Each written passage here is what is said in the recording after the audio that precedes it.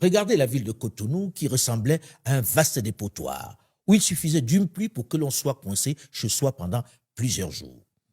À Cotonou, il y a moins d'une dizaine d'années, il fallait presque se déplacer en pirogue pendant la saison des pluies. Pas de voirie. Et les pluies torrentielles charriaient toutes les ordures jetées dans les rigoles. C'était, il faut le reconnaître, l'une des villes les plus polluées et les plus sales du continent, avec en prime la fumée étouffante de ces émigrants, les mototaxis, qui préféraient du carburant frélaté de contrebande. Il aura suffi de moins d'une dizaine d'années pour qu'elle prenne un visage plus attrayant. Avec son armée de nettoyeuses et de nettoyeurs balais à la main, elle a pris un visage plus attrayant comme l'illustre ce reportage de Benjamin Agon, notre correspondant d'Afromédia à Cotonou au Bénin.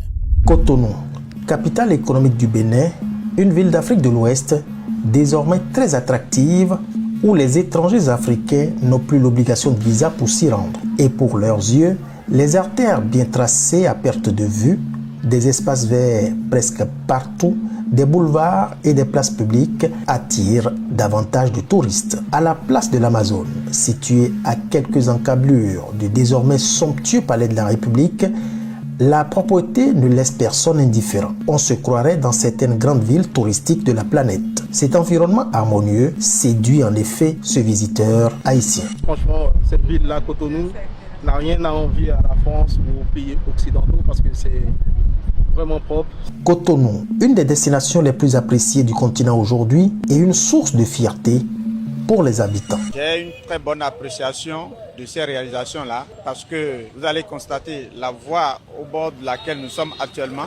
Avant l'arrivée du gouvernement de la rupture, si on vous demande de passer par cette voie-là, vous n'oserez jamais passer par là. Mais en réalité, la ville de Cotonou, il y a moins d'une dizaine d'années, n'offrait pas aux touristes et aux usagers une telle élégance et fraîcheur.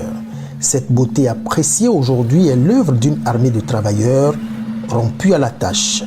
Une armée de petites mains sous les commandes de la Société de gestion des déchets et de la salubrité SGDS, une entreprise d'État avec